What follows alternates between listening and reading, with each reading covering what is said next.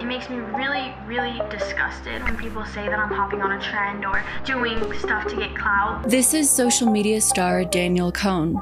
It's your girl, Danielle Cohn, and I'm going to be doing a question and answer. It's been alleged that when Danielle was 13 years old and social media famous, she got pregnant by a 16-year-old. We definitely didn't think that it was going to go as far as it did. We didn't mean to offend anyone if you got offended or if you looked at it in a wrong way. I'm currently at my gender reveal party. This is Danielle's mom, Jennifer. I cannot deal with you not sticking up for me. You only care about yourself. When Danielle was a child, her mother, Jennifer, encouraged her to post videos on social media and even lied about her age, saying that she was years older than she really was. And your heart's so big that you think that that's the right thing to do, but it's in reality, your mom is manipulating you. That is what breaks my heart. Danielle's father even came forward to share the truth. This is the story of Danielle Cohn, how she was forced to grow up too fast and was exploited by both the internet and her own mother. Viewer discretion is advised.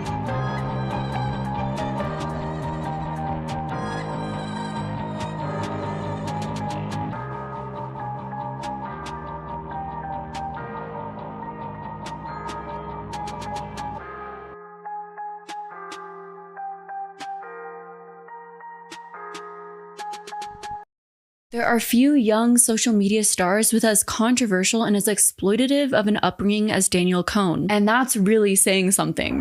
The exploitation of children for financial gain, attracting predators to watch, and creating drama and harm to a child. Danny, show them your body so they can be quiet.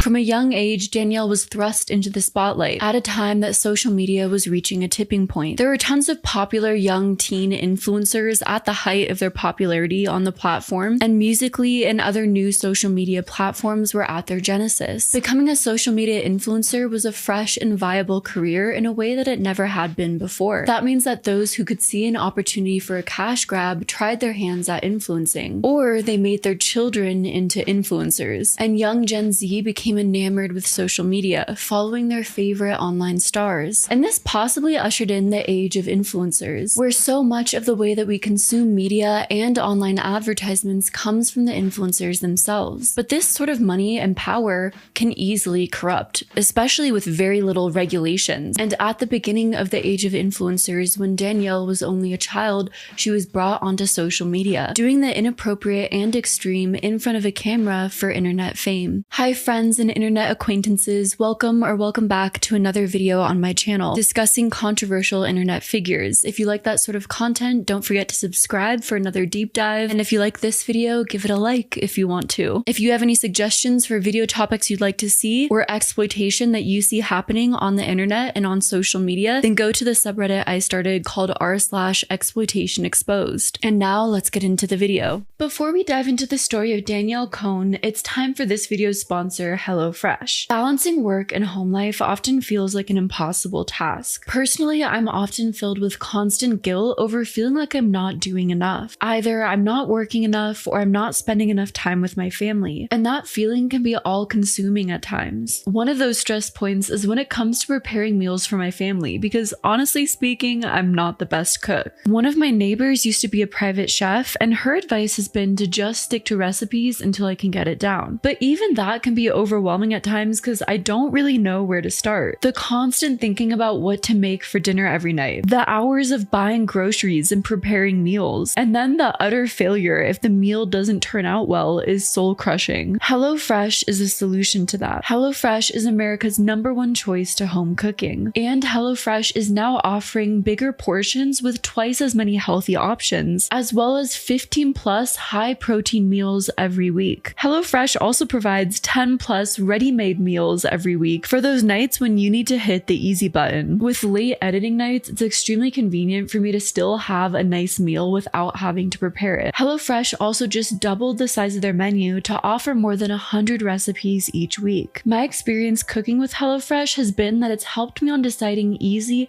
family-friendly recipes that both my child and I have enjoyed. The recipes have also been easy to follow. The instructions and photos are all on one page and are clear and concise. With all the ingredients being provided to you in exact amounts, I also really appreciate that I don't have any leftover ingredients that just sit in my fridge that I don't have any use for and I never end up using. And the proportions are always the perfect amount for my family. I mean, we really gobbled up that meal completely. It was delicious and we were satisfied after eating. A lot of the times when choosing a recipe, it's hard to guess if the proportion size is going to do that, but with HelloFresh, it takes the guessing out of it. Because of all those reasons, I think it's the best solution for those like me who are wanting quick and easy to prepare meal solutions. So take advantage of the new HelloFresh by using my code CWHMFM at HelloFresh.com for 10 free meals plus breakfast for life. 1 free meal per box with an active subscription. Free meals applies as a discount on the first box. New or returning subscribers only and varies by plan. Sign up today. Click the link below or use my code CWHMFM at HelloFresh.com. Thank you so much to HelloFresh for sponsoring this video.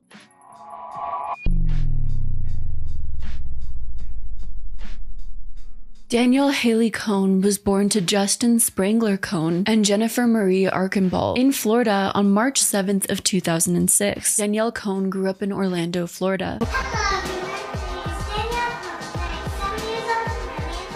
Danielle's birth date has been one of the most widely debated and controversial topics of her entire social media career. But after the information you're about to see in this video, I think I can confidently say that that was the birth date that she's been born on. Though for legal reasons, I might as well add in the word allegedly. The problem is, while we may be fairly confident on Danielle's birth date now, her and particularly her mother largely claimed that she was born 2 years earlier, claiming her to be 2 years older than she actually was. This isn't true. March 7th, 2006. They're off by 2 years. I know people feel about my age, whatever, let them think what they want. On many websites like Famous Birthdays, Danielle's birth year is simply not listed. Her parents were not together in her early years, but co-parented her throughout her early childhood. Danielle lived in Florida with her mother Jennifer and her father Dustin up until the age of 10. The two weren't dating, but they agreed to live together. Before Danielle became famous on Musical.ly and social media, she became known for winning beauty pageants. Danielle's mother Jennifer pushed beauty pageants, modeling, and singing onto Danielle from a young age. She was basically grooming her daughter to be a star. On to that, let me get this up here. What's this stuff? Danny's gonna sing for us.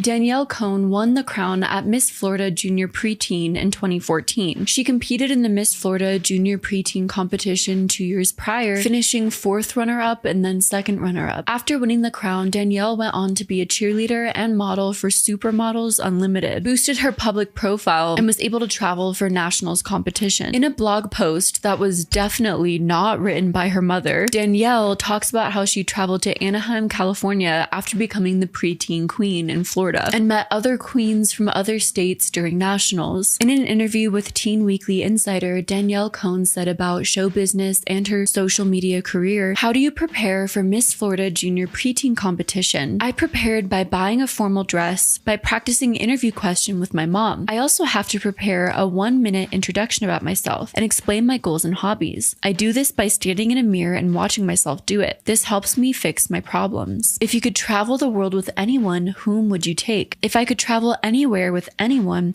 I would take my mother. She is the only person I would love to experience that with." While we never know what has happened behind closed doors within a family dynamic, there's been two sides of this story of Danielle Cohn's childhood. Danielle and her mother claim that Danielle's father kicked her out from an early age. Tell us about your performance on the app Musical.ly. I started Musical.ly at a rough time in my life. I was just kicked out of my dad's house, so I started Musical.ly to clear my mind. Because of this, Danielle grew closer with her mother, and they seemingly bonded through pageants, performance, cheerleading. My dad has always just tried to play this huge victim and tried to look so good on social media. He's just never gonna be his dad that he thinks he is. Danielle's father claims that this was never the case. He claims that he did not kick her out. You guys, the children, were never kicked out.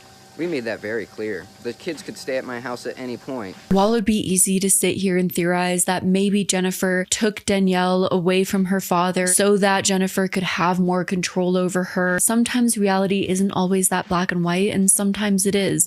We don't necessarily know what happened behind the scenes. Family dynamics can be incredibly complex. Danielle's mother, Jennifer Archambault, correction, I saw someone else in a video who knew Jennifer pronounce her last name Jennifer Archambault. So I want to make sure I pronounce her last name correctly. Reportedly worked 2 jobs to support her son and daughter, according to BuzzFeed. We weren't rich or anything, so we had one phone. I worked 2 jobs, so when I would work at night, I'd leave the phone with the kids. Jennifer claimed that while she was working at night, her daughter, who had learned about Musical.ly through Instagram, would film lip-syncing videos on the family's shared phone. My main question is, were there any social media restrictions? The mother was completely gone at night and left her children with a phone that they seemingly had free access to. And that's how Danielle's social media journey began. While I definitely empathize for the fact that Jennifer was a single mom, it also seems like through the fact that Jennifer had to work 2 jobs and her children were often alone at night, Danielle herself had to grow up really quickly.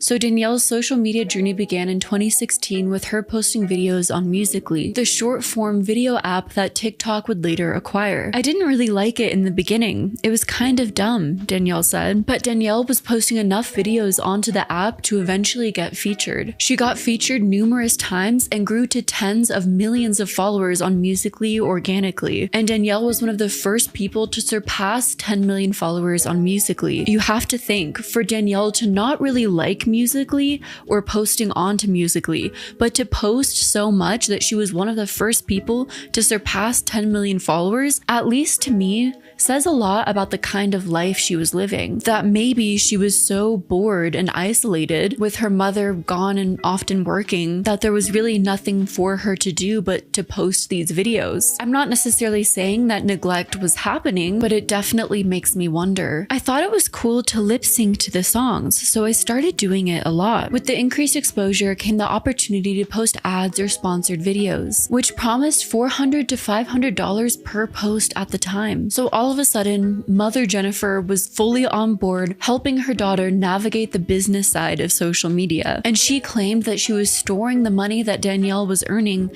in a separate account. That's money we can have college paid for, she said about the money she was storing. And soon, Jennifer ended up quitting her teaching job, as well as her night shifts, to become Danielle's full-time momager. Jennifer is listed as the contact for Danielle's YouTube channel, and she's been heavily involved in all business decisions and content management. Publicly, Jennifer and Danielle have denied allegations that Jennifer's forcing Danielle to continue to work or exploiting her. Yet at the same time, if your own mother was dependent on your income, managing your career, you probably would feel obligated to continue working. You also possibly wouldn't feel as confident to voice your opinions if it's your mother telling you what you should do with your career, as opposed to a third party that doesn't have as much personal involvement in your life. Both critics and former associates who knew Danielle and Jennifer personally, all of them have claimed that Jennifer exerts significant control on Danielle Cohn, including over her finances. Allegations have also surfaced that Jennifer claims Danielle's earnings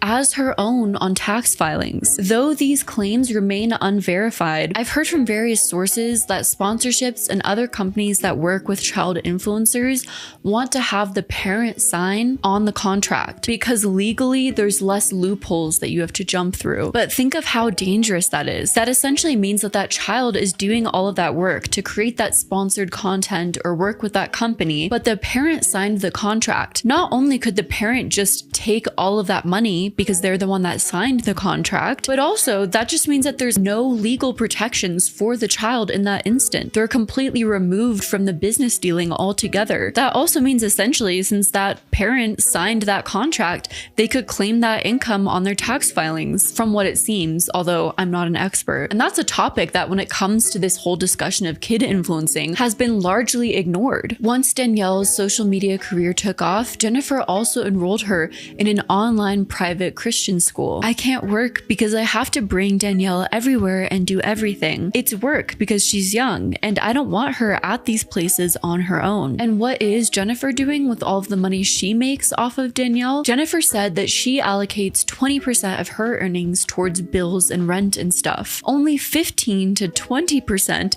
to Danielle's separate bank account, and the rest Danielle has to spend on her own. How old are you? What is going on? Do you know that your mother is stealing your money? Like, are you aware? And she said, it's okay. I want to be able to support my family. And I'm like, no, you're being gaslit. In March of 2017, Danielle and her family, apart from her father, moved to LA to focus on her social media career full-time. All within her first year in LA, Danielle secured high-profile partnerships with Target, Live Nation, and Samsung. And Danielle continued to amass millions of followers on all social media platforms. Danielle even experimented with music, releasing her debut single, Marilyn Monroe, in May of 2017. To date, the music video has accumulated over 15 million views on YouTube. She attended Playlist Live in 2017 and VidCon and performed her debut single. Danielle was nominated for the Teen Choice Award for Choice Muser in 2017, and Marilyn Monroe remains her most popular track to this date. Danielle went on to release follow-up singles such as Hate on Summer and a duet with Greg Mark's What Is It About You. She hosted the POMS tour alongside other social media stars, and throughout 2018, Danielle continued to release other singles and music videos, including Fix Your Heart and Little Like Paradise. Though, as you can probably guess, similar to when a lot of social media stars tried to release music, much of Danielle's music received a lot of backlash. Danielle Cohn, I'm not sure. I can't tell you if she's memeing or if her management was just like, I think you should make a song. And she was like, oh my god, I'll be like famous.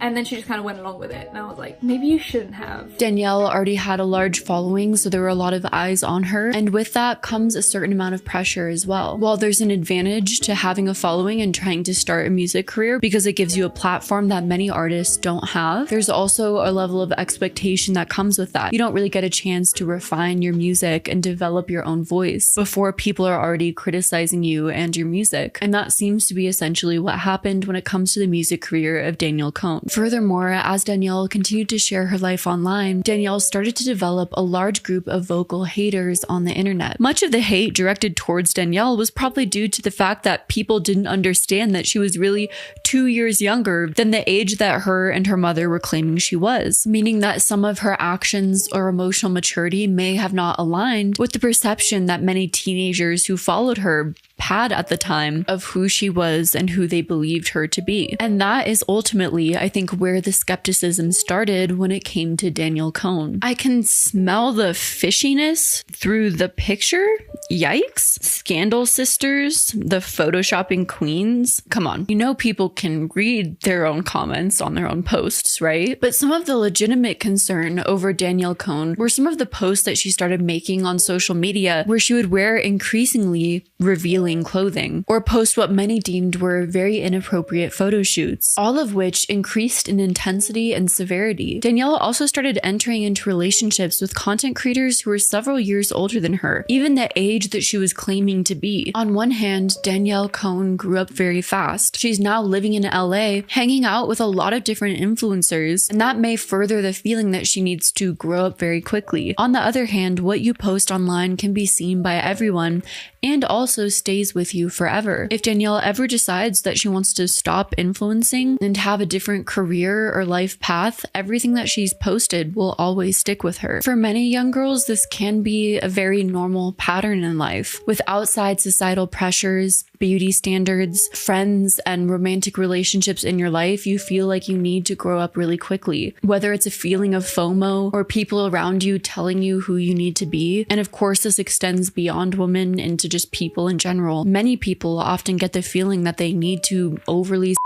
themselves in order to fit in, or that they need to grow up really quickly in order to fit in with those around them. And it's interesting to see that extend into the world of social media as well and influencing. And Danielle's social media following ended up extending onto YouTube. While Danielle started her social media journey on Musical.ly and didn't begin posting onto YouTube until early 2018, her subscriber base grew into almost 1.7 million subscribers and over 295 million views. Across all social media platforms, Danielle has over 30 million followers. However, her channel has drawn a lot of controversy for consistently using provocative themes in her thumbnails and content. Many of her video titles and thumbnails are designed to be sensational or misleading, often referencing topics like pregnancy scares, relationship drama, or emotional breakdowns. While this kind of clickbait strategy can be fairly commonplace, it's made even more controversial through the fact that Danielle's clickbait strategy is often through her sexualizing herself in some way, or should I say Danielle's team. The other outfits are way worse than this one, so if they don't like this one, then that's bad. So let's see what they think. It is cute. I like that top. Get over it. She tells me to do it all the time.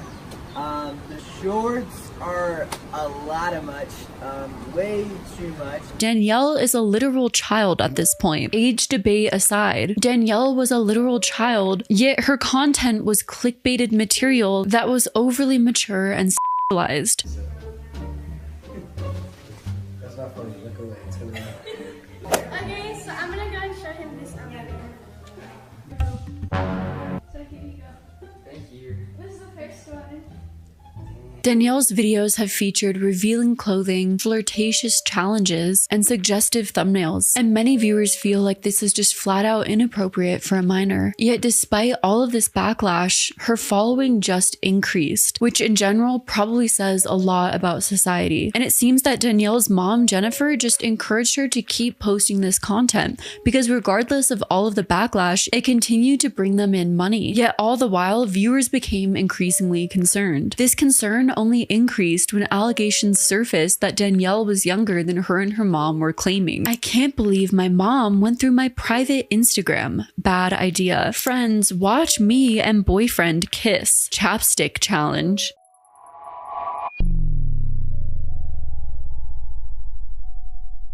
The first concerns about Danielle's age emerged when she began dating older influencers while still claiming to be in her early teens. Even when people still believed Danielle and her mother's claims of her age, they were concerned about the older teen boys that she was dating. On social media, Danielle has been in several influencer relationships. Early on, Danielle Cohn dated Owen Bodnar, then Cole Galati, then Sebastian Topet, which seems to be the oldest boy she dated. They were on and off, and even at one point, he was a fully grown adult while he was dating her. Welcome back to my channel. Today we're doing the boyfriend-girlfriend tag. Danielle then entered into her longest relationship with Mikey Tua. Okay, at first I didn't even believe that it was a hickey.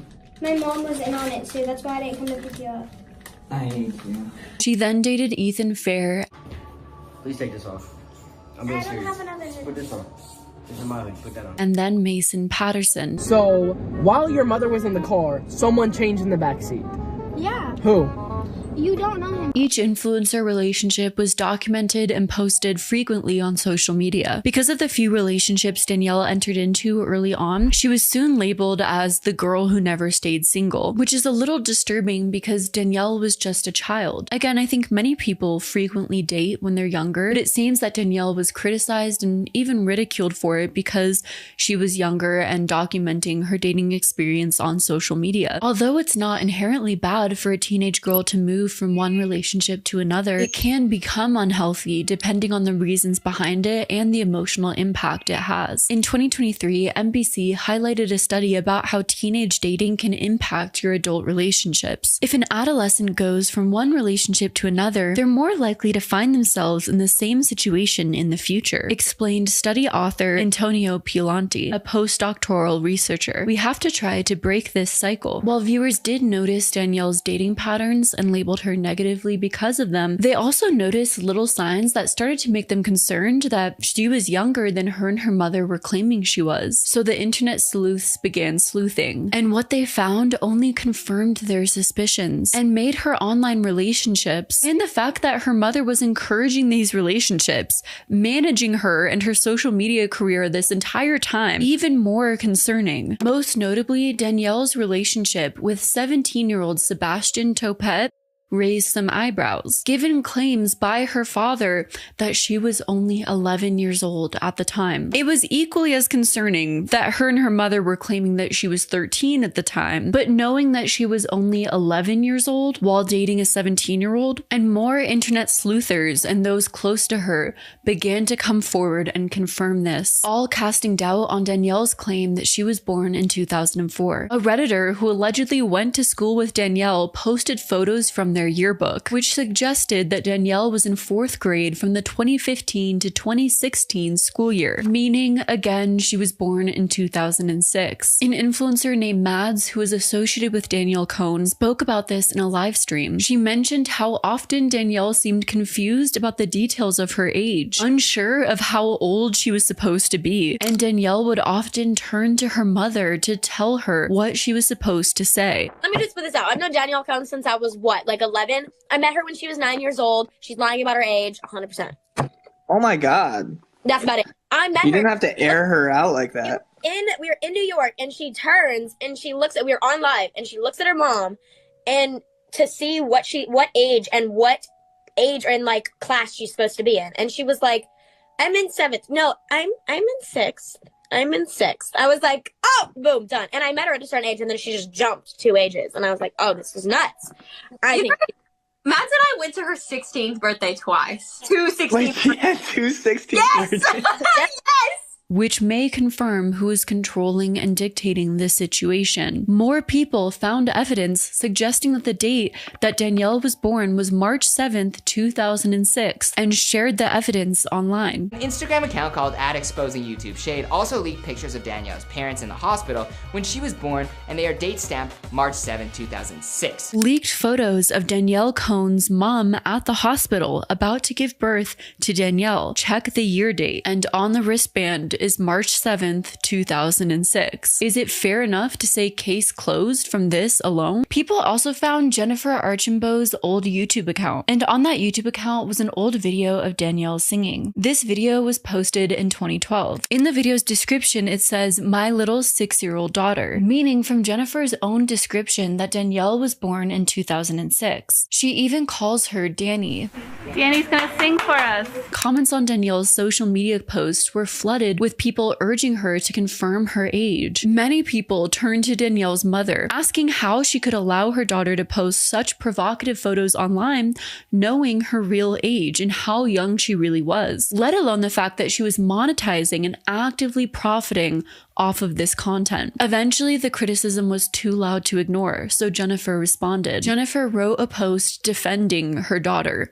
Really, she should have been defending herself, but okay. "You might not agree with what my daughter posts or what she does, but at this age, she's setting up her life to become a millionaire at her age. She does it all on her own. You're her momager and apparently tell her what to post and what age to tell the world she is, but okay, she does it all on her own." We argue and go back and forth as any teenager does with their parents. At the end of the day, I will give up my life for them. Yeah, that really clears up the age question. It seemed like with more and more evidence that came out, that it was clear that Danielle was 2 years younger than she was claiming to be online. The question is, why? Claiming to be 2 years older than you really are isn't that huge of a difference. Yet it makes a huge difference when it comes to things legally and gets messy and dangerous and illegal very quick. So why do it? It's not like it's a bad thing to have a younger audience and to claim that you're a younger person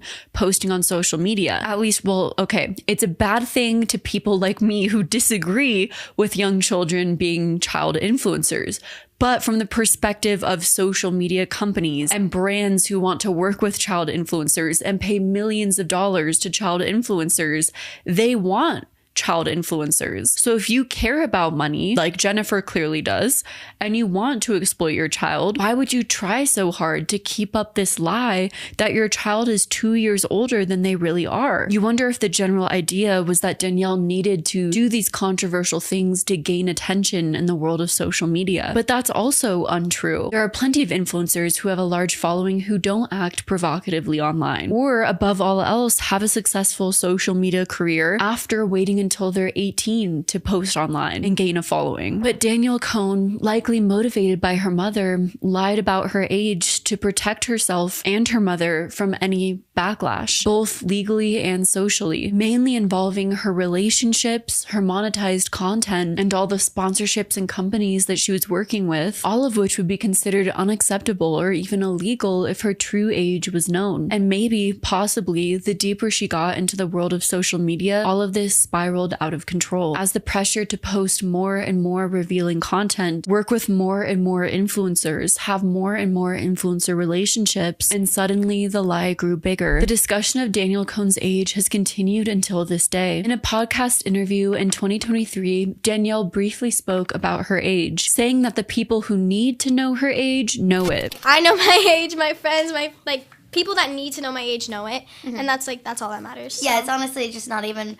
It's like, why do people even care? Unfortunately, this is just not the case, as many of Danielle's ex-boyfriends have come forward saying that they were not informed of her age, putting them legally in danger and taking away their informed consent about the relationship they were entering into, which is wrong in so many levels, especially considering the mother was often very involved in the relationship and put these boys in danger. Also, these brands, the companies that are going into partnerships with Danielle and her mother are not being fully informed about the partnerships they're entering into, which ultimately also is unfair on those brands. Same thing with the platforms Danielle is posting on. And lastly, the audience. If Danielle has a young following who looks up to her, ultimately it's just dishonesty. But at the same time, if a certain way of living has been so normalized to Danielle, a certain lie has been upheld in Danielle's own life, unworking that and to be able to live her own truth is a hard process. How is someone able to live their authentic life on social media when for so long they haven't been able to live their authentic life in their real life? So instead of being honest and vulnerable with her audience, Danielle just continued down the path of sensationalized publicity stunts.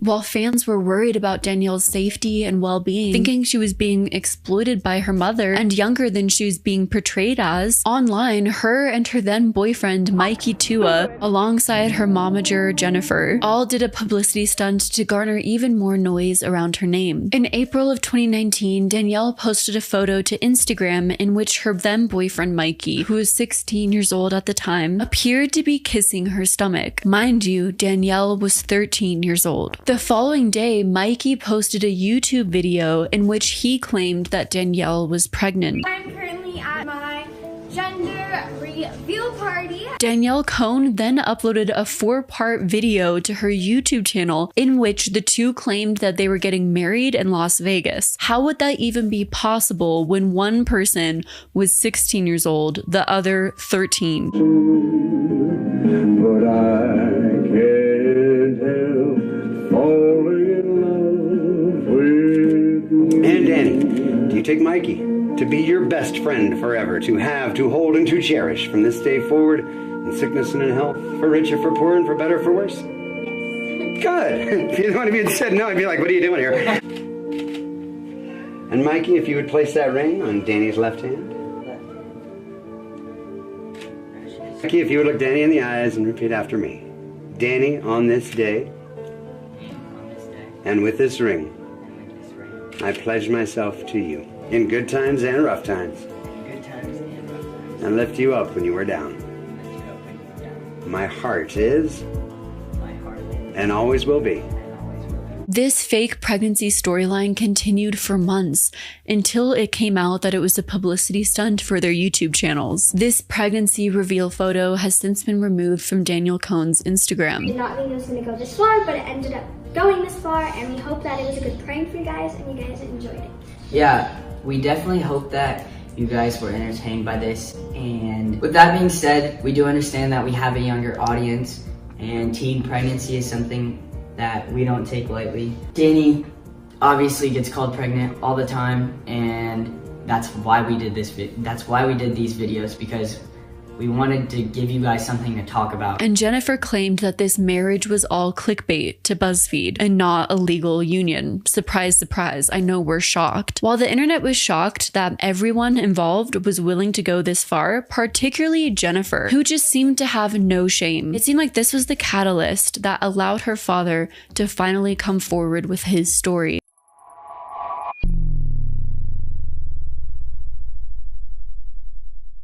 The pregnancy and wedding publicity stunt may have pushed Danielle's family over the edge to finally speak out, as a few months later, Danielle's father spoke out and revealed her true age to the public, as well as his thoughts about what Danielle and her mother were posting on social media. The controversy exploded in September of 2019 when Danielle's father, Dustin Cohn, published a lengthy Facebook post. He claimed his daughter Danielle was actually 13 years old, not 15 like her and her mother were claiming. On September 6th, he wrote, "Danielle is 13. He also wrote, "I have never liked Danielle being on social media, especially when she started at such an early age. But pageants and modeling and then Musical.ly were all pushed on her. It was always a huge problem to me. I asked for it to stop immediately, which it didn't. And now it has spiraled into me being worried about my daughter's safety. I want these companies to be held accountable because they never did their due diligence in checking my daughter's age and have used a minor for profit because the money is more important than the truth.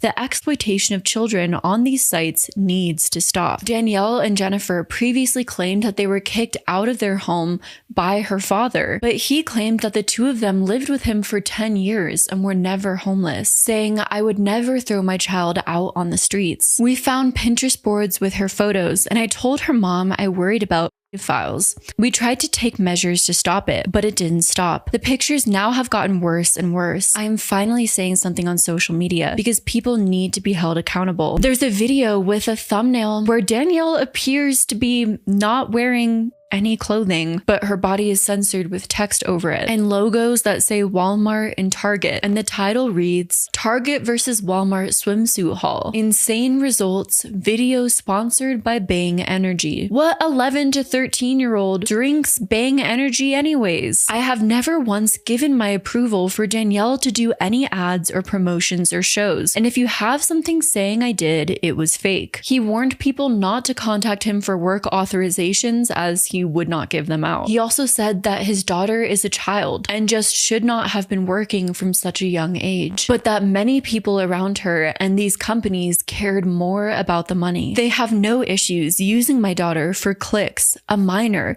someone who just turned 13. According to the BBC, under UK law, while the employment of children under the age of 18 is heavily regulated, social media companies don't have the same obligations because they're not directly employing children. Instead, children are just using their platform, explains Keely Rushmore, a partner at British law firm SA Law. And when it comes to the brands they collaborate with, in the UK, while children can enter into contracts with brands or for services, this can be problematic. A way around this is to enter into a contract with the parents instead. And Keely expects that many brands choose this option instead as a method to protect themselves. But like I personally theorized earlier, this may give the parents another option or way to further exploit the children, leaving them completely out of these business deals that they are a part of and doing all the work for. I also feel sorry for these young guys who are being lied to and put in a horrible position of dating an underage and illegal minor. She is 13 and should not be around 17-year-old boys. And Dustin claimed he's been alienated from his daughter because he would not go along with the lies. He wrote, "I do want Danielle to be happy, but not at this cost. No 13-year-old should be dancing in lingerie. I hope she sees one day that I've only ever tried to protect her. I hope others around her wake up and realize it shouldn't be about the money." Danielle's friend Blake Lyons commented on the post with a photo of what appeared to be Danielle's birth certificate. The document also listed Danielle's birth date as March 7th, 2006, meaning if it was legit, Cohn would be 13 as her father was claiming. News outlets were unable to confirm whether or not this birth certificate was real, as Florida birth certificates are confidential per Florida statutes. The certificate, however, does appear to match what a Florida birth record would look like in 2006. At the time of the controversy, Danielle Cohn responded to her father's comments in an Instagram story post. The most bizarre part of Danielle's response is the fact fact that she plagiarized the first half of her response to her father off of a college student who wrote a blog post in an article titled "A Thank You Letter to My Absent Father." But that also begs the question, if she plagiarized the entire first half of this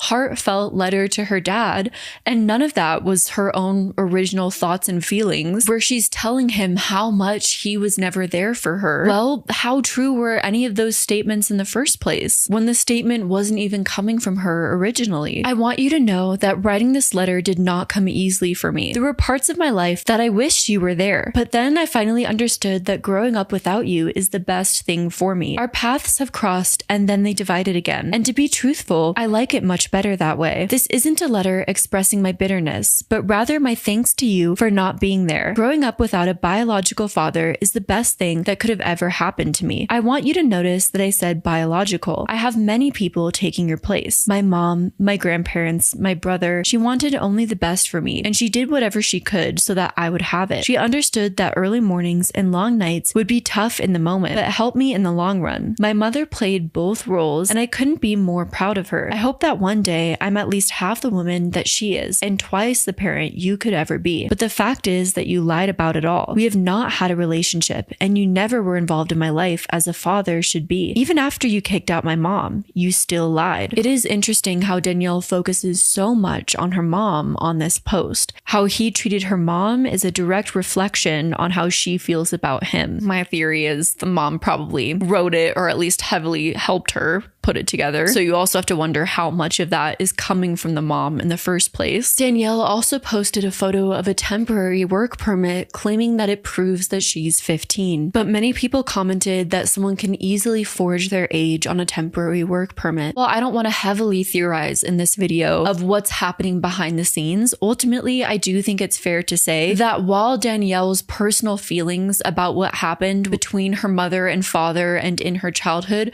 could be very much true, and it's important to listen to Danielle and how she feels about her childhood, it's also very possible that she could be being manipulated by her mother, who has a lot of motivations to manipulate her. She's literally making money off of her daughter, and then distancing Danielle from the one person, her father, who has the power to put an end to all of this. By gradually removing Danielle from Dustin's life, Jennifer can remain in control of Danielle and largely benefit from all the money she generates. In June of 2020, Dustin Cohn addressed his daughter's age again, briefly creating a YouTube channel. He posted several videos on the subject of Danielle's age. In one clip, he even showed Danielle's birth certificate, promising that he'd show it again to prove that she's 14. Tired of all the stuff her family has said about me and all the stuff that's been going with the relationship and all that, and I've had enough. First things first, everybody's been asking about the birth certificate, so here it is.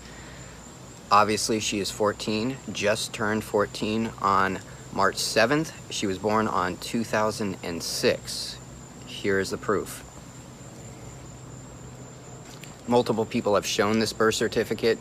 My mom had multiple members of her family calling her constantly, screaming at her, leaving crazy messages over the fact that she told the truth. Dustin's YouTube channel is no longer available. In response to her father's YouTube videos, Danielle posted a video of her own titled "The Truth About My Dad." In the video, Danielle described her parents' toxic relationship and spoke about her father's behavior throughout her childhood. And so the fact that I even have to go online and share stories about him really sucks for me, because it's not something that I want to do. The violence that would happen in my house every night, it really was really hard to just sit there and have to watch every time and not be able to do anything because I'm just this little girl. She claimed that her father often drank excessively and was violent. My dad he definitely would drink a lot. He would smoke a lot of marijuana. There would be nights where my dad would come into my room and smash things.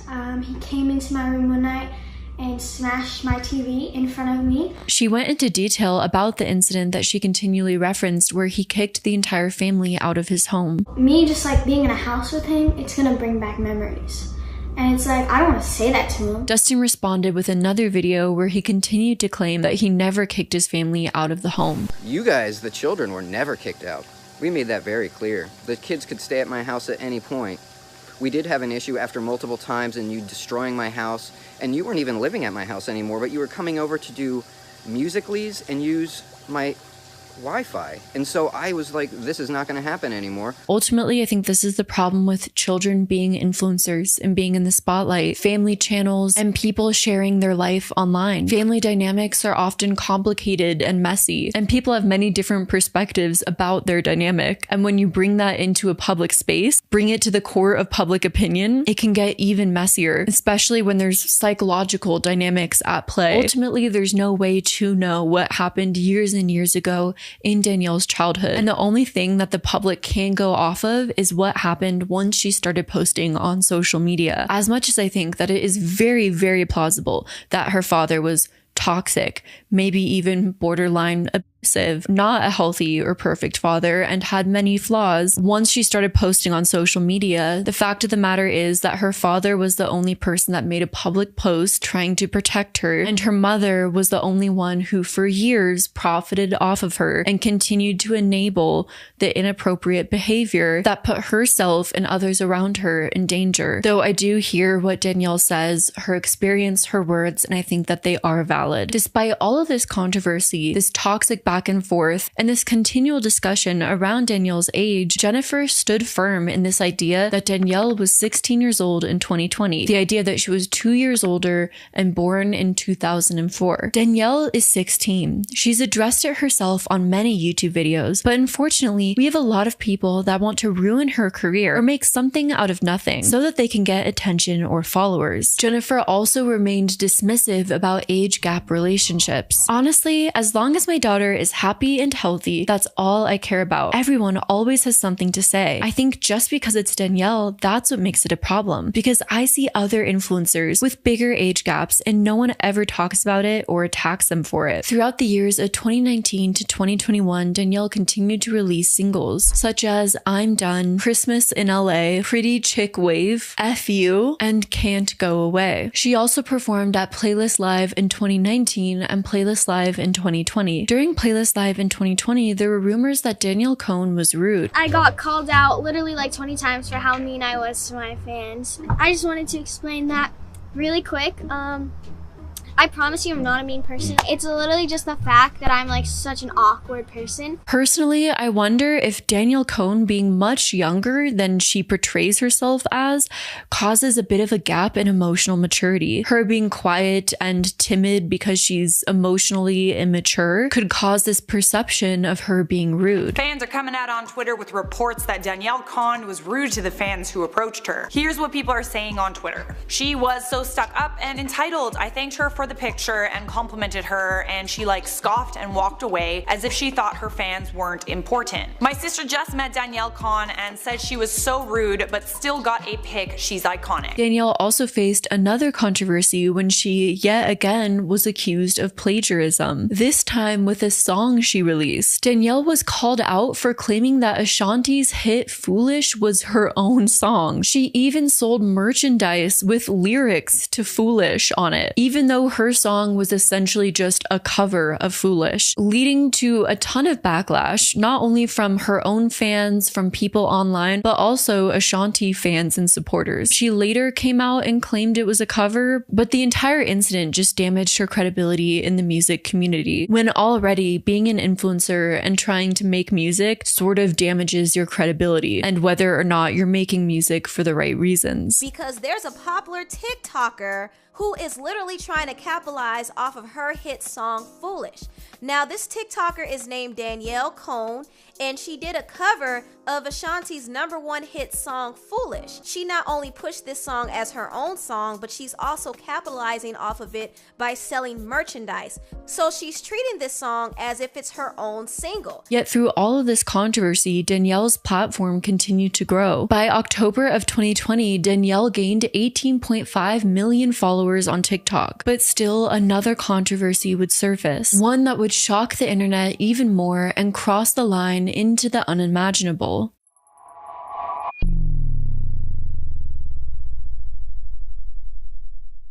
Concerns over Danielle Cohn's well-being spiked when a leaked audio made its rounds online. In July of 2020, a leaked audio showed Jennifer Archambault scolding Danielle Cohn. This audio revealed that Danielle had undergone an in January of 2020. This means that at the time of the procedure, Danielle would either have been 13 years old, if you believe the account of her father and internet sleuthers, or 15 years old, if you believe Danielle and her mother's claims. The clip was posted to the @2HelpDanielleCohn2 Instagram account, but eventually removed. Jennifer can be heard calling Danielle Cohn cold-hearted and regretting allowing her daughter's past behavior. Jennifer can be heard saying, "I allowed you to have an abortion. I allowed so much that I shouldn't have allowed. It's allowed you to be the person you've become." In follow-up audio clips, Jennifer suggested that Danielle go live with her father, possibly meaning that Danielle and her father's relationship wasn't as bad as Danielle initially claimed. Either that or Jennifer didn't care how bad Danielle and her father's relationship was and still wanted her to go live with him. I can't do it,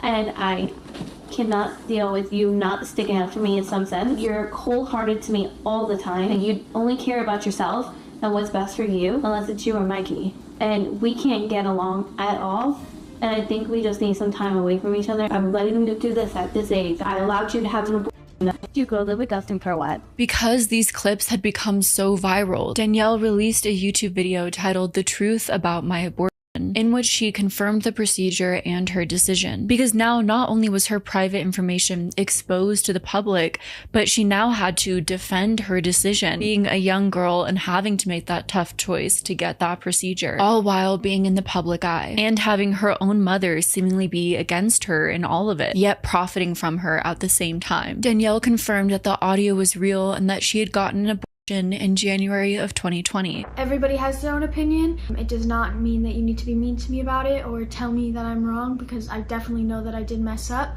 but I'm going through a lot right now with everything. Gosh, I don't even know how to say this. A video got leaked of me and my mom talking, and she had mentioned that I had an abortion. Yes, I did have an abortion in January. And I figured that it would just be best for me to come clean about it, because there's no need to lie. Danielle, unfortunately and tragically, claimed that she had been manipulated into having sex. The feeling of being pressured into doing something before you're ready to, or manipulated into doing it, is something that I'm sure many people can relate to. And sometimes our childhoods can prime us for these experiences. If we're told throughout our entire childhood to be obedient, or are manipulated by adults we're supposed to trust, that could easily lead to our first romantic encounters, relationships, and sexual experiences mirroring that as well. Danielle said she didn't initially recognize her appetite and lethargy as signs of pregnancy. I'm sure because she was a teenager, as most people suspect, 13 years old, and wasn't really prepared to notice these signs. Danielle expressed in the video that she felt like she had to now talk about her story, but she used the video to talk about how those faced with a similar choice shouldn't feel embarrassed by their decision. You know, you hear about teens getting pregnant all the time, but you never really realize it until you're sitting there and you have a pregnancy test in your hand that says positive, and you're like, wow, I really got pregnant. I went through it alone, and that was the hardest part, because nobody cared, you know, like, and I couldn't tell my family. I didn't want them to be disappointed in me. Like, nobody cared. I had to do this alone. Like, I was so scared of the fact for people finding out, and now the whole internet knows.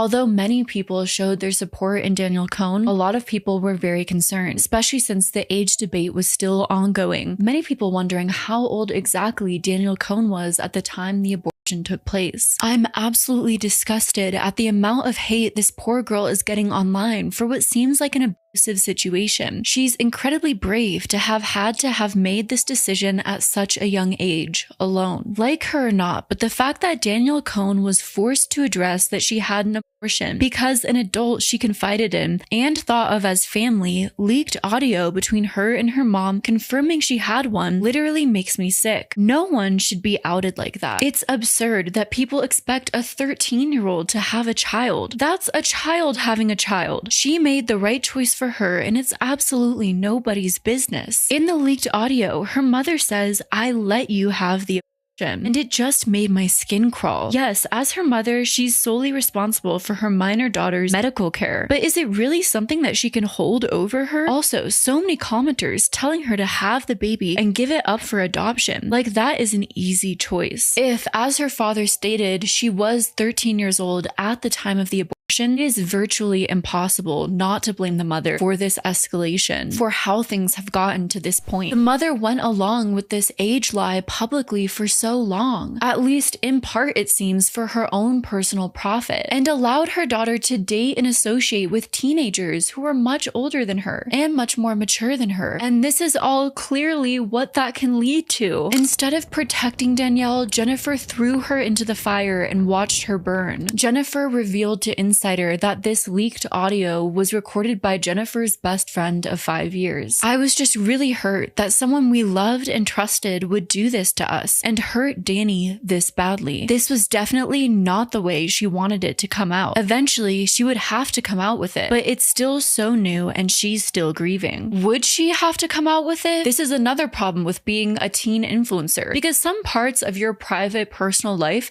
should always stay private and personal. This idea that everything should be put out there for the internet to consume, ravish through, break apart, and digest over and over again. I don't think that should ever be normalized. The blame lies on the people who think it's okay to put not only their own lives, but most importantly their children's lives on full blast because ultimately they profit from it. Jennifer claimed that she was proud of her daughter for discussing this issue. Things like this happen, unfortunately, and I'm happy Danny was able to share her story in hopes to prevent other young girls from having to deal with the same pain and heartache she's had to deal with. After this whole situation, Danielle and Jennifer took a break from social media. It's also been claimed by those who knew Danielle during this time period that she slept with a baby picture by her bed because she was so young and traumatized by everything that had happened. Even though Danielle and her mother were taking a break from social media, that didn't necessarily mean others formerly involved in their life weren't speaking on them. In fact, them taking a break from social media may have finally emboldened others to speak about their experiences with the Cohns.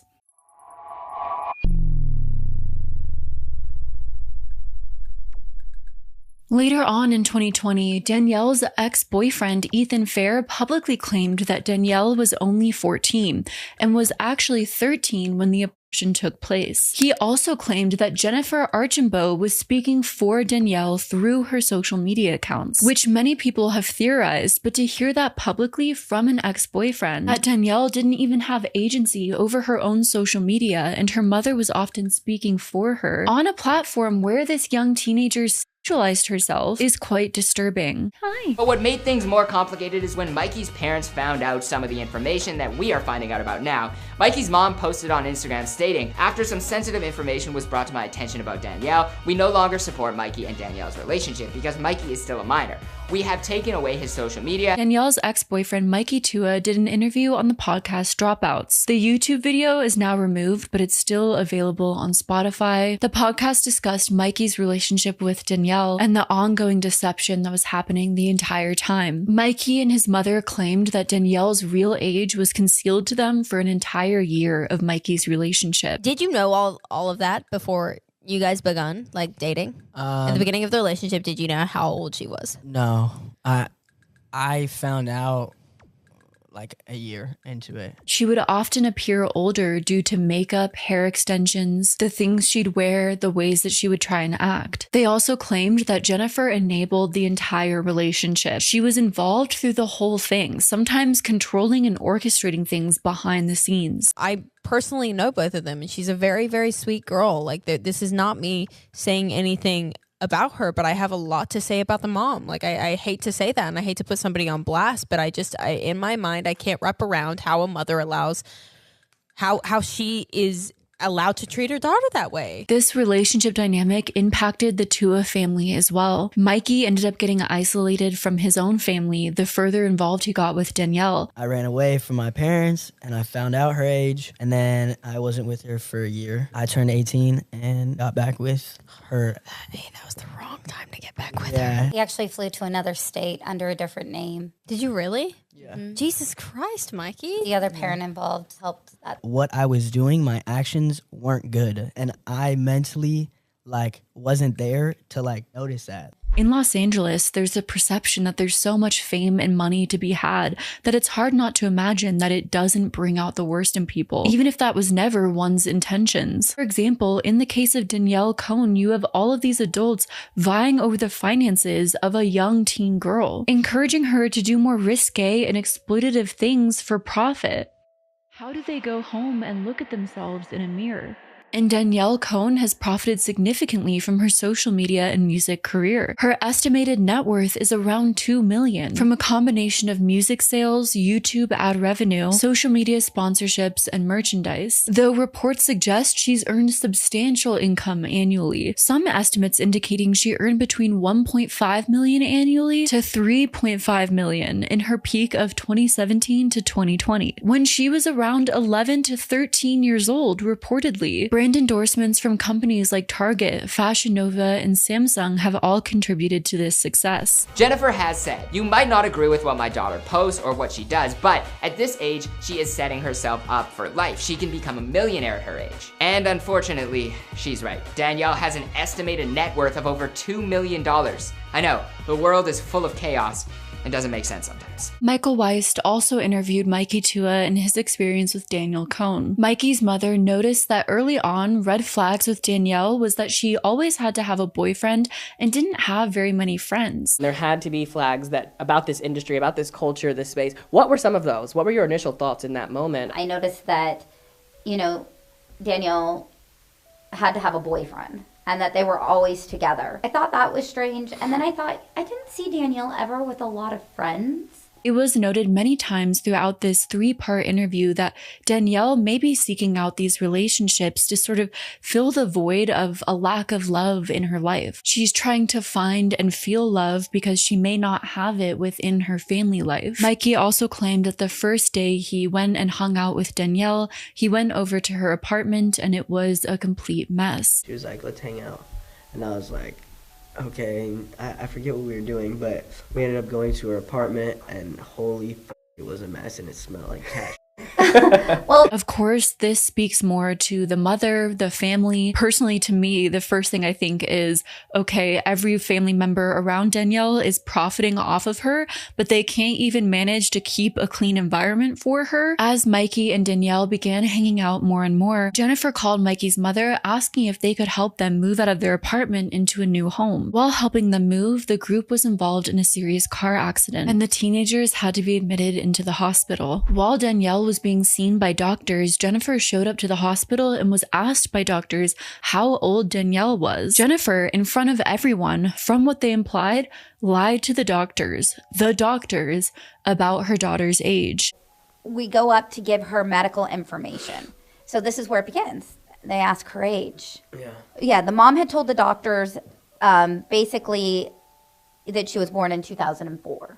And you overheard this. I was right there. After the traumatic car accident incident, Mikey and Danielle were very close, bonded through experiencing a very traumatic incident together. And soon after, they started dating. Just off of publicly dating Danielle, Mikey's social media accounts shot up significantly. In 1 week, he gained from 30 to 300,000 followers. From publicly dating Danielle. 200,000. But they also claimed that the moment Danielle and Mikey were together, the two were together all the time, and that Jennifer encouraged this. Though it seems that Jennifer and Danielle wanted Mikey to be with them all the time in order to make content. Throughout the relationship, Mikey and his mother detailed several times in which Danielle and Jennifer would dangle the relationship over Mikey's head in order for him to do what they wanted, which was usually showing up at a certain time and place in order to film content. And it was like super late, and they wanted us to go past Santa Clarita to drop Mikey off at Danielle's house because she hadn't seen him in, a few days. And I'm like, no, this isn't happening. So then they allowed for Mikey to get a pass, and we got to go home and go to sleep. But the deal was that once we woke up, we had to come to her home and we had to film a YouTube video. From the account of Mikey's mother specifically, when Mikey was still a minor and his family began pulling back, seeing the red flags in the Cohns, Jennifer exercised all of her power to try and isolate Mikey from his family, even purchasing a plane ticket for Mikey without his family's permission to bring him to Florida with her and Danielle. Jennifer had got Mikey a phone, and Mikey's mother believed that this was another way to gain control off of Mikey and even track him, where he was going and who he was talking to. How was that presented to you? Because to me that feels very sneaky. She was like, we need to get you a phone. We got to get you a Florida number. So you have a phone at this point, and she says you need a Florida number. I now know Jen's MO. I know her tactics. It was so she could have Life 360 and she can follow, and she had access to who he was calling, who he was texting. There was a moment when Mikey called his mother with Danielle on the phone, crying, wanting her father Dustin's information because Jennifer had allegedly physically abused her. Jennifer would also threaten to take Danielle's phone away if she didn't post certain things on social media. Basically what happened was Danny got her ass beat by her mom, and I stepped in and pushed Jen because what I was witnessing was abuse. She would take Danny's phone and like threaten to throw it and break it and all these things if Danny didn't post or didn't do X. How did Jen know that now all of a sudden Mikey was reaching out to me? The mother has held her son accountable for being in a relationship with Danielle, especially going back to her, primarily when information started to come out about her real age, while also discussing the fact that he was a victim in all of this as well, manipulated and developing real feelings for a person while being lied to the whole time, and there being psychological factors at play as well. When he went back to her, was it a poor choice? Yeah. Absolutely. By definition, it is. It's extra. I agree. I've watched her coerce Mason into sleeping in that room, and I've watched Danny be like, Michael, what do? I feel nervous. And I'm like, you don't need to do anything, Danny. Go to bed. And she's like, well, I need to make him mine. It'll do well. And I'm like, no. God, no. What and it's so sad that Jen has not shown her that. So Michael Weist, the person that interviewed the Tuas, is a very controversial internet figure that some of you may be familiar with if you're familiar with the story of Tana Mojo. Michael himself has often been accused of exploitation. And yet, after interacting with Danielle and her mother Jennifer, Michael decided to launch a multi-part series on child star exploitation in the social media industry, and particularly how terribly Danielle has been exploited by her mother. So, how did it get to this point?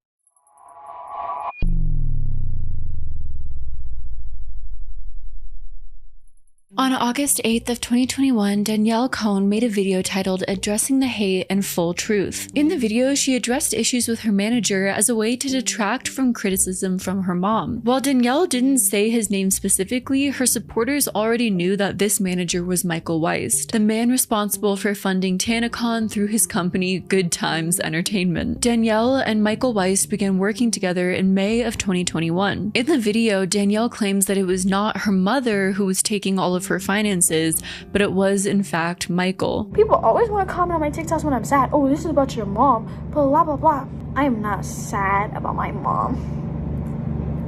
No. And then people are like, oh my god, your mom takes your money. No, actually she doesn't take my money. You know who takes my money?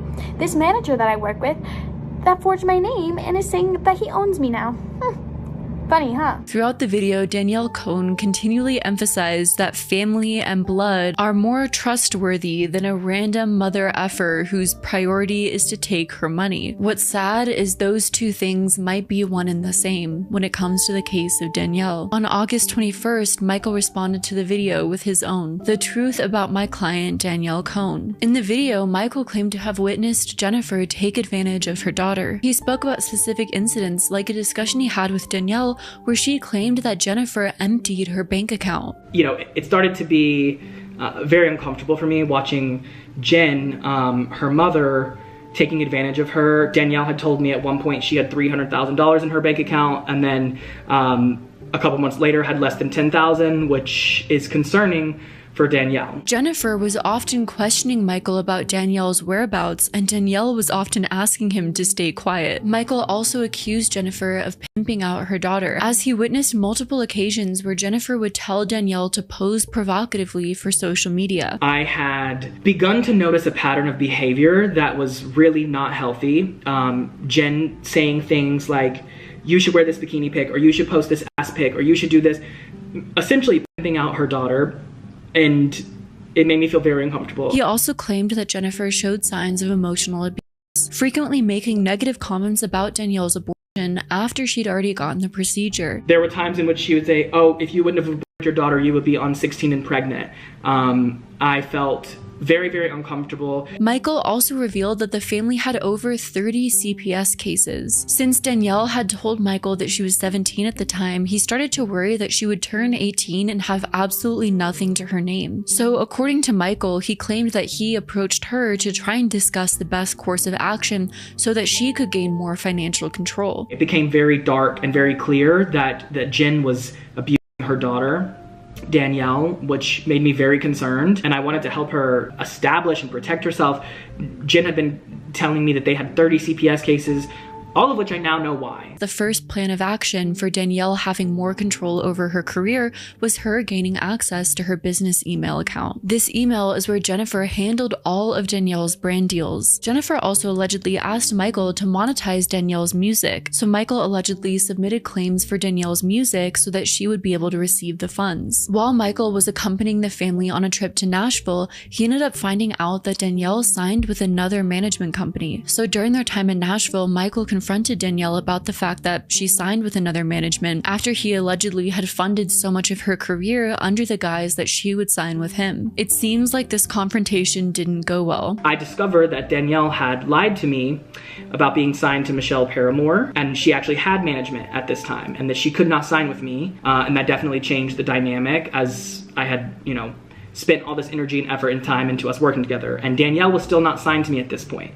and never was. I felt very uncomfortable and ended up asking them to leave after I confronted Jen and Danny about what was going on. They ended up leaving Nashville. After he returned back to LA, Michael's attorney advised him to stay away from Danielle. They also spoke with Mason Patterson, who was dating Danielle at the time, advising him to stay away because Danielle was underage, and that is literally illegal. Yet Mason, who is 19 years old, continued in his relationship with Danielle. The first thing I did when I got to Nashville after the 4th was call my attorney. He advised me to distance myself from Danielle. He said that Mason should stop seeing Danielle, and furthermore, Mason should have no contact with her. Definitely not a sexual or romantic relationship with a child, as this is statutory. I informed Mason of this, and nothing seemed to change. After Michael and Danielle went their separate ways, Michael's claims went through on Danielle's music. Because the claims were registered under Michael's company, Danielle and Jennifer accused him of stealing their YouTube account. However, in his video, Michael tried to show receipts of how he helped monetize Danielle's music and how all the funds were available to her. I submitted the claims. Instantly, they freak out and say that I've stolen the YouTube account. Which is not possible. Danielle actually added me as an owner to her YouTube channel. She said that I forged her signature. I did not forge her signature. She used this to say that I stole her money. Well, the money that she's referring to sits in her Vidya label account and her Swerve Records label account, with only her having access to that, her being the login on that account, her or her mother. She has yet to withdraw even any existing earnings from I'm Done or her other music videos. But because Danielle was under the impression that Michael had tried to steal her entire YouTube account, she started what he believed was essentially a smear campaign. It seems like overall, from Michael's impression, how this all went down is Danielle started to approach Michael as someone that she could potentially trust to gain more control of her business and social media. But when Jennifer, Danielle's mom, found out what was happening, she became irate. She started guilt-tripping Danielle, saying how important family is, and Danielle was guilt-tripped and essentially swayed back to her mother's side. I would get Danny alone and she would tell me that this is not what she wants. She would literally be like, I want you to take my emails. I want you to give me the email login. Then I go into the room with Danny to get the login. Jen will not give it to me. Will not. And everything, she's the victim. Why are you doing this to me? You like Michael more than me. that's your goddamn mother. How could you love me more than your mother? It's not that. And that's, Danny then starts crying, and I'm like, your daughter can't even heal. You're not letting her heal because you want to control everything about her money. Be a mom. Go be a mom. Stop being whatever you think you are and whatever you're doing. Even in my house in Nashville, we had a conversation where she's like, can you help me? Then Danny goes back outside, goes to my guest house to talk to her mom, comes back and's like, well, I'm gonna leave Nashville. And I'm like, is that what you want? We just had a whole different conversation. She's like, no, I want to support my mom. I think that she needs, I should be able to provide for my family. And I'm like, your mom just literally convinced you that you're supporting your family and that that's the right thing to do.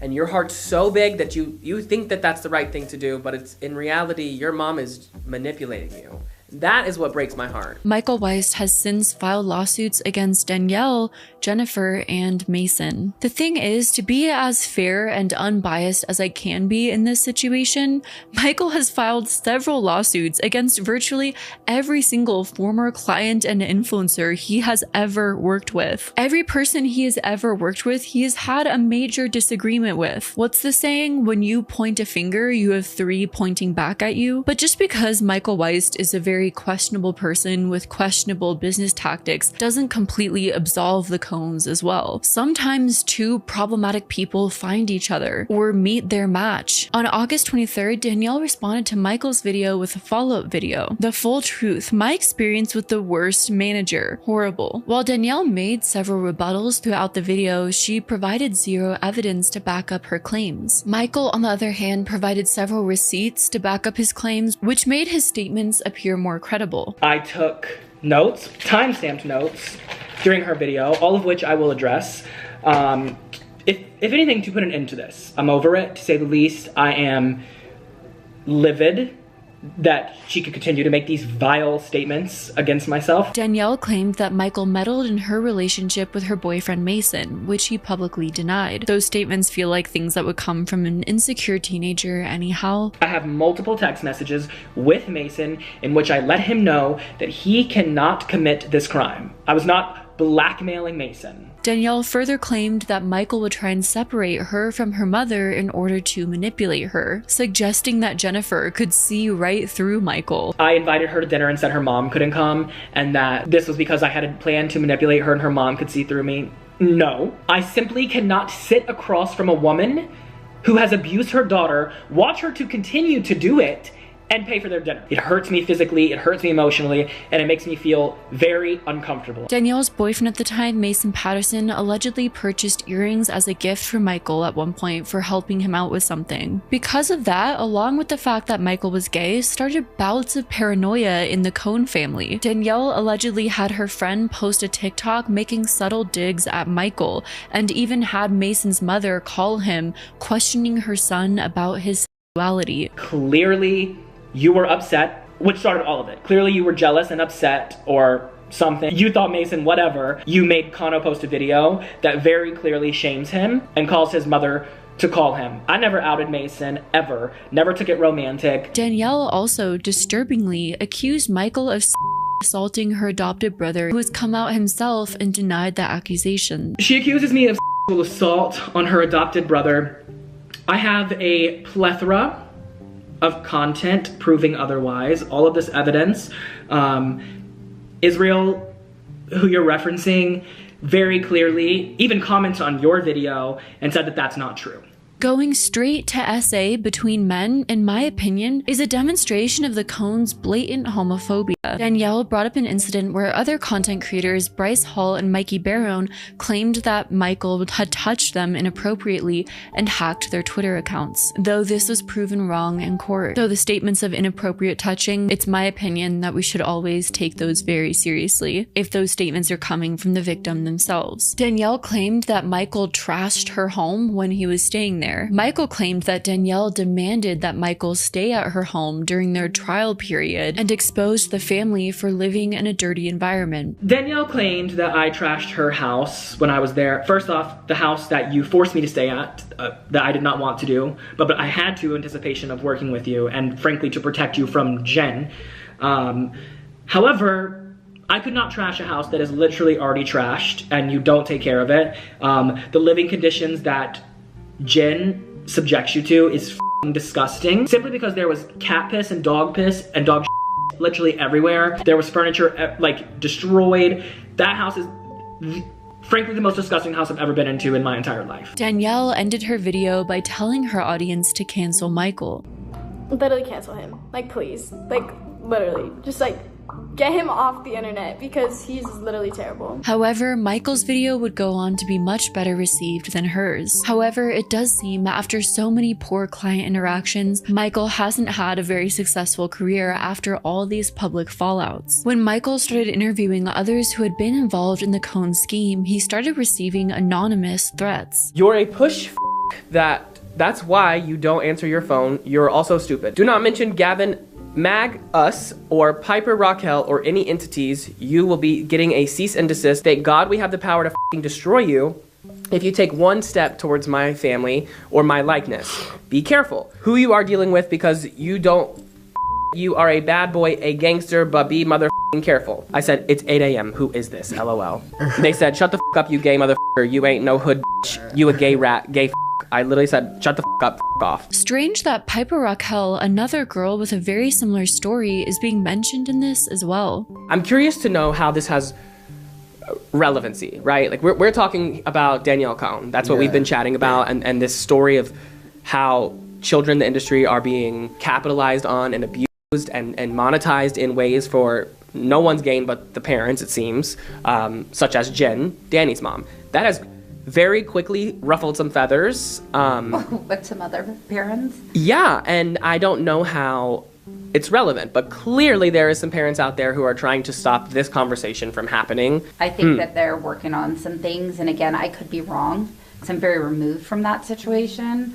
But I do believe that they're now friends and maybe they're having conversations. From how Mikey and Michael speak on this, it almost sounds like all of these powerful mothers who exploited and profited off of their child daughters' stars were aware of how their daughters were being from a young age and are now all associating with one another and networking with one another in the industry like an exploitative motherhood mafia, which is really bizarre. Something to certainly be aware of because it could cause them to further suppress their own children's voices for their own power and gain. With more people speaking out, more laws being put in place to prevent the exploitation of children, these people might start networking. They might start fighting back, doing things to keep the power they have in place. Michael Weiss interviewed a family friend of Danielle's named Virginia, who met Danielle when she was 9 years old because her daughter went to school with her. I know this woman prior to her daughter basically blowing up on Musical.ly. I met Danielle when she was 9 years old. Virginia said the red flags started with her when Jennifer said that her daughter needed to have a relationship at 10 years old, and the control that Jennifer started to exert on Danielle escalated from there. Red flag started with me when Jennifer said that her daughter needed to have a relationship at 10 years old. The way that they displayed that relationship, it was like,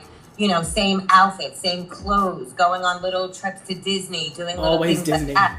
You know, and it started like that. And then from there, it was like, what do we have? Cole Galati, Sebastian, you know, all of that. And she's 11 years old dating a 17-year-old. Her daughter was knocking on my door at 11:30 at night at 9 years old, 10 years old, because her mom kicked her out. And that was because of not doing a Musical.ly. I seen this woman slam her daughter's head, and I've said this before. I've seen this woman slam her daughter's head against the wall because Danielle was choosing not to do these Musical.lys. Danielle would fight back, and her mom would be like, all right, we have to buy these outfits, we have to do this, we have to put makeup, we changed your hair. Virginia exposes that her account of Danielle's start on social media was not the public narrative that Danielle and Jennifer tried to assert, but that actually Jennifer was the driving force behind them doing social media, and she had even tried to get Danielle's brother Chad into performing as well. Do you feel that she's like always been this way, or do you think that it was because she started it with Chad. If you guys really do your homework, there's videos of Chad as like a 2-year-old in these disgusting videos where people are cursing, but she wanted to put them in the spotlight, like, you know, the next kid, you know, superstar. And it never happened. And then when she got Danielle, It was like she won those pageants. Virginia spoke further about how Danielle is financially in control of every single person in her family, which is not a healthy position for a young girl to be in. But you have to remember that this is a 15-year-old girl who's in control of every single buddy in her family, from the grandparents to the uncles to the brother to all the people living with her. Virginia claimed that once Danielle got the Target brand from Musical.ly, Jennifer immediately started homeschooling her, and from there started to plan out how to get Danielle more and more famous. Once that Target brand deal hit, it was like, boom, we're gonna start. She started homeschooling while she was in Florida. Dustin, the dad, was having issues because she wasn't doing her work. She wasn't properly giving it in. Then the teacher would have to see her on video because she knew Danielle didn't do the work. In the interview, they then spoke about the missing money, how after years and years of Danielle allegedly making millions, no one knows where the money is, except for likely Jennifer. Katie told me last night that the Bang deal basically paid Danny $46K, I believe, a week for over 2 years. So we're not talking what I believe to be millions of dollars missing that Danielle has no idea that she probably even made. And because I heard Jen say that she's only getting paid $400 a video. So Danny thinks she's barely making money on social media. Her mom's over here pocketing millions. She's not pocketing it, honey. She's spending it. Virginia also said that CPS and many other systems failed Danielle, leaving her stuck with her toxic and abusive mother, which is a story that's unfortunately all too familiar at this point. CPS has failed us. They failed her father. It was controlled by Jennifer. It was crazy. In courts, they went to court, she fought, and because she has the money that Danielle has, CPS doesn't listen. Cops don't listen. Virginia and Michael each explain why they went public with their respective information. Virginia being the person who released the abortion audio, and Michael now being the person who has made countless videos on the story of Danielle Cohn. Like I told Jennifer, this is what I'm going to do. You continually do what you do. I'm going to let the world know. Don't, me too. Do not be shocked. I cannot ethically stand by and allow this situation to happen. Not only as like morals, but also the California Labor Board. All of these people who just stand around for a check are like complicit, in my opinion. Yeah. It's a complex situation, speaking so relentlessly and publicly about a child's private life, all for the belief that you are helping the child. And I have very mixed feelings and beliefs about this situation. Recently, my feelings have been evolving about this sort of matter after reading the book The House of My Mother, written by Sherry Franke, which may or may not be related to an upcoming video. Sherry speaks about the voyeurism that people often have when it comes to people's traumas, and how people online often capitalize off of that. And when children are involved, this quickly becomes a serious issue that we have to empathize with and be really cognizant of. While it's important to bring these topics to light, to spread public awareness, of course I care about that so much, that's why I'm doing this, we have to ask ourselves the important questions. Are we being sensitive to this child's information? Are we being respectful of their private life, not exploiting their trauma? It is very clear that both Michael and Virginia care a lot about the exploitation happening to child stars online, as well as the exploitation that's happened to Danielle Cohn. Born out of a frustration and helplessness, they could have possibly felt a need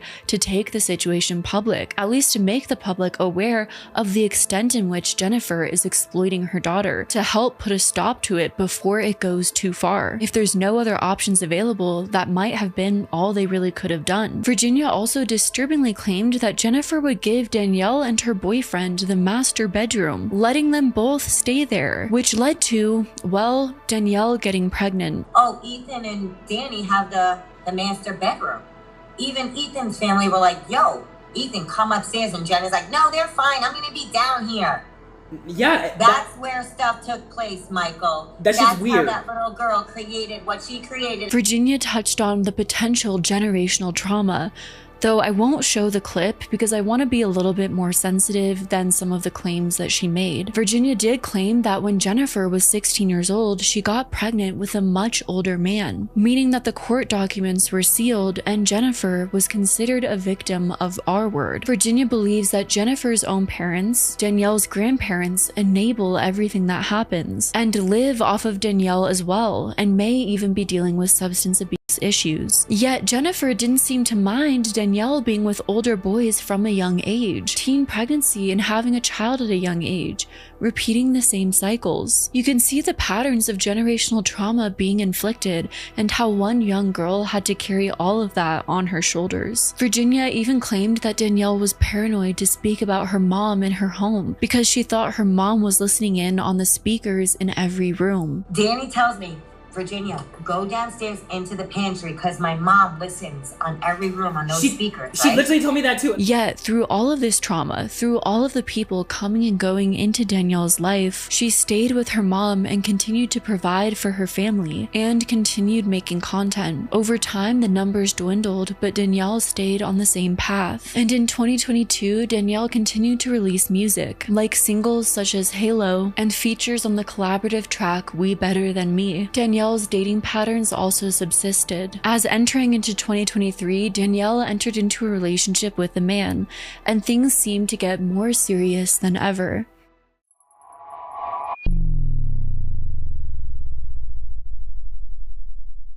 In April of 2023, Danielle met and started dating Brandon Lowe, though not much is really known about him. The couple met on social media after Danielle started following his TikTok and Instagram profiles. While Danielle's frequent dating patterns have been noted, I wonder if her relationships are encouraged by those around her because it's essentially a form of content, since those parasocially interested in Danielle's life would be interested in who she's dating, wanting to keep up with her life, therefore engaging more in her content when she's in a relationship. Once Brandon followed Danielle back, the two started communicating via text. She liked my story like as I was about to like her story, so I was like, okay.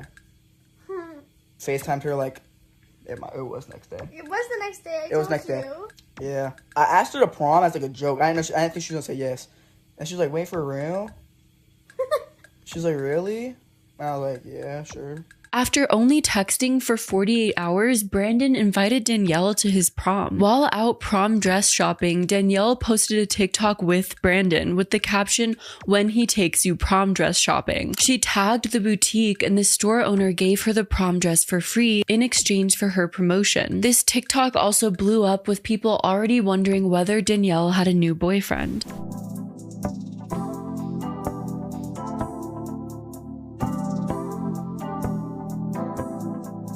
And the two made their relationship official only days later, during their second time meeting in person. It happened really fast, but it was just like when you know, you know. And over the next few months, Danielle was constantly posting content about her and Brandon's relationship. It seems like every aspect was utilized for content, and the two of them gradually posted more and more private moments of their relationship over time, as well as participating in TikTok challenges and dance trends as well. Oof. Got your girl. You should have treated her right. Now she would have ripped because she love it over here. Yeah, I love it over here. This further contributes to the theory that Danielle needs to be in a relationship for content on her social media, which is sad because no person, especially teenagers, should feel reliant on a relationship for any reason. On August 13th of 2023, Danielle and Brandon created a shared YouTube channel. This channel sporadically documented their new relationship. In the middle of nowhere. The woods. Look at this.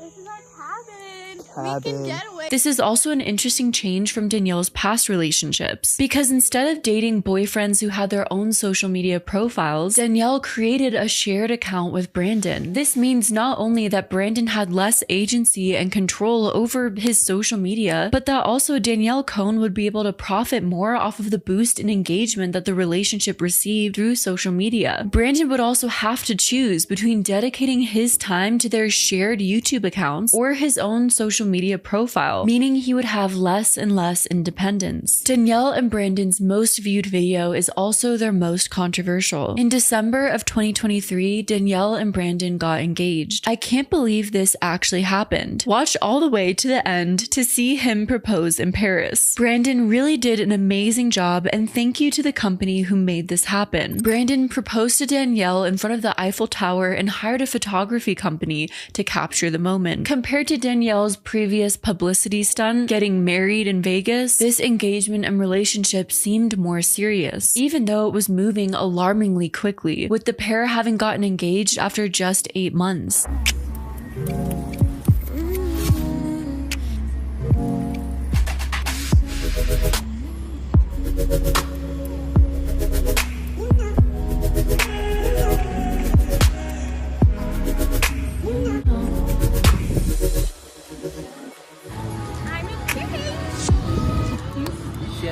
And in front of this?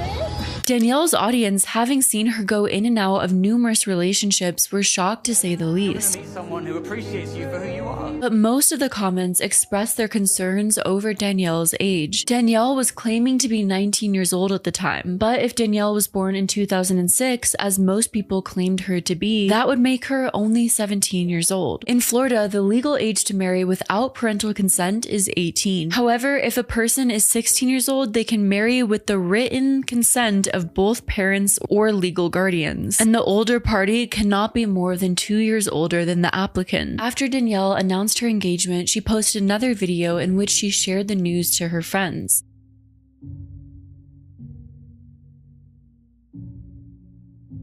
In another video, Danielle claimed that both families supported their union, and Danielle continued to post videos expressing excitement over their upcoming wedding. Based on a video Danielle posted in April, the wedding was scheduled for October of 2024.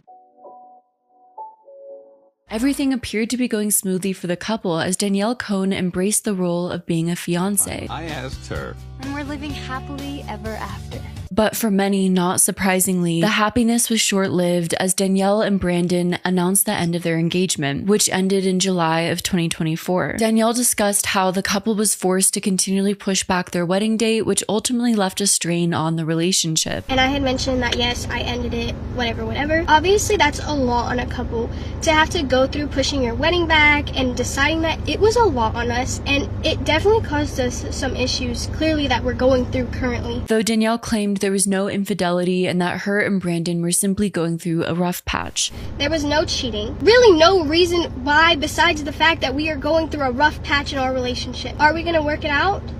I hope so. We might not. That's just life. Danielle confirmed that the two were still in contact, but the future of their relationship was up in the air. But this was the last that we'd ever hear of the couple, Danielle and Brandon quietly disappeared off of the internet entirely.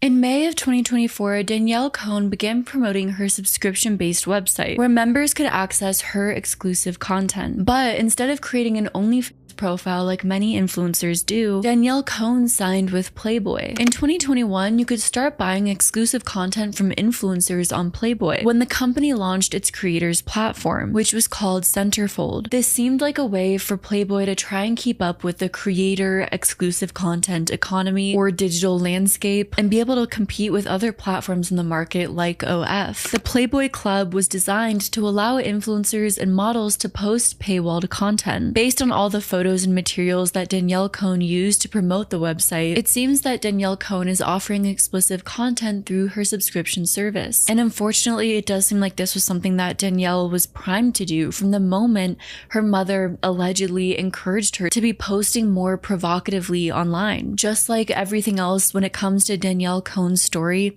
it seems like the path was always meant to lead here. Was this the plan her mother had designed for her all along? And interestingly, Danielle signed with Playboy in May of 2024, only 2 months after her birthday. If Danielle was born in 2004, like her and her mother claimed, this means that she would have been turning 20 as she was entering the adult entertainment industry. However, if Danielle was born in 2006, as it seems the general consensus is, that means she would have just turned 18. And 2 months later, after turning 18, entered the adult entertainment industry in a pretty big way. Both OnlyFans and Playboy Centerfold utilize age verification systems. Centerfold takes advantage of a system from persona identities to verify that all users creating content are at least 18 years old. This verification process involves government ID and selfie verification. What scares me the most about this is you have to wonder, if these sites didn't have such strict age verification systems, would those around Danielle have encouraged her to enter the adult entertainment industry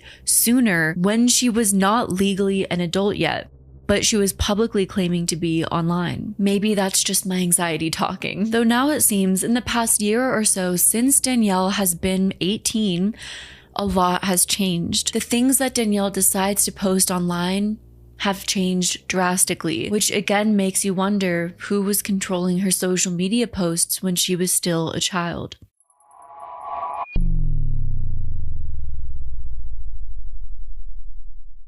About a year ago, Danielle got lipo and documented her journey. This surgery was around the time that Danielle was turning 18 and or freshly 18, meaning that her mother was very much involved in the surgery process. In a Q&A about her lipo, Danielle talked about how her mom was with her throughout the surgery, confirming that her mother is still very much involved in her life. I looked at my mom because she was in there with me and I was like, I didn't hear about this before. And when asked about when the best time is to get lipo, she suggested waiting until you're 18. There's no correct age to get a plastic surgery. Everybody has different opinions. There's obviously an age limit for lipo. I would definitely wait till you're, 18 though, because I feel like that's just kind of weird, I don't know, that freaks me out, like being under 18 getting it done, so I wouldn't ever do that. Since all of the fallout over Danielle's age and the speculated date of Danielle's 18th birthday has passed, Danielle's social media posts have become more tame and less drama-filled, and her online life has slowed down. Danielle Cohn will post occasional vlogs and updates about her life on YouTube, but there's no PR stunts, and from what she posts, she doesn't seem to overly sexualize herself like she did in the past when she was a child and her mother had more control over her life. While Danielle maintains a large TikTok following and still posts with her boyfriend that she has at the time of filming this video, the impression one gets is that she's just casually sharing her life online with people that want to hear about it, which is a drastic shift from the Danielle Cohn of the past. Like in a video Danielle posted 3 months ago where she made a life update about meeting her new boyfriend. Like I said in the beginning, I'm in a relationship. This is kind of crazy, to be honest, how that all happened, because I went into this new year like so happy. I had no intentions of like being in a committed relationship, and I do think that's why the relationship I'm in right now is so special, because it genuinely was so unexpected. Alongside this drop in drama has also been a video view drop. Danielle's video views haven't reached above 50K in over a year, but sometimes that's not a bad thing. For years, Danielle had millions and millions of eyes on her, most people viewing her in a harsh lens when she was a child, and as she was directed to expose a lot of herself. So one must wonder if it's best for her to live a quiet life, so that Danielle's able to grow and mature without the internet and her family's over-involvement. Danielle also started a small business, a self-care bath and body brand, which is called Her Lovely Pleasures. And on YouTube and TikTok, Danielle will post videos of herself making the product and packaging it, sending it out. Hi everybody, make our handcrafted bath salts with me as a small business owner. I first go in with raw coconut oil. This helps to soothe the skin while you're in your bath. I then go in with real lavender buds. These are going to help to calm the mind and the body before bed and get you nice and relaxed. The Espen salt is also going to help with soothing body aches and your body before bed. I then go in with some dried rose petals and some pink Himalayan salt. This is my favorite thing to do before bed. I hope you guys love this. Bye. It seems from what's been posted online that this small business is something that Danielle's been doing on her own and is really passionate about. So it makes me hopeful that Danielle's potentially branching out and finding her passions outside of her mother's input and control, and outside of the life that she's lived for so long on social media. Maybe it's just the Love Island season that has me thinking about this lately, but while I've always been an advocate for accountability when it comes to influencers online and the ways in which they exploit their audiences, I feel like we also have to decide where the limit is. How long do we need to hold someone accountable for their past mistakes before it's simply bullying? Should we even be concerned with holding children and child influencers accountable? Seeing the amount of backlash that Danielle Cohn has received throughout her online career as a child, I struggle to see any positives in that, because ultimately it seems that the only thing it did was bring her closer to her mother, a potential abuser who was taking advantage of her financially. The unfortunate reality is, as much as I might personally disagree with children becoming influencers, every day more and more children are gaining followers and more people are finding ways to exploit them. And toxic online followings only enable this sort of exploitation and control tactics. The most shocking thing about the story of Danielle Cohn that I chose not to show and to highlight very little of in this video were the amount of things I stumbled on where grown adults were saying saying tremendously hateful things to a literal child. The world is getting more and more hateful every day, but I don't think it needs to be like this in every corner of the internet that we turn to. And maybe it just starts with some people commenting positivity and love in a space where others are not. I myself am struggling with this at this moment because as much as I love my job, I also want to find more ways to spread positivity right now, because the amount of hate in the world currently has gotten to the point where it literally makes me feel physically sick. If you have any ideas of how I can do that, how we collectively can do that, drop a comment below. And this is also me sending love and positivity to you as well. That might have been a very weird ending to this video, but just something I've been thinking about throughout the course of this story. Wondering if Danielle had more positivity, more positive comments, more love and support, if things may have gone differently. And that's all for this video today. If you're curious what the next video topic will be, I'll be leaving a comment down below for hints, so definitely check that out. And also check out the subreddit r/exploitation exposed, and I'll see you in the next video. Stay well until then. Bye!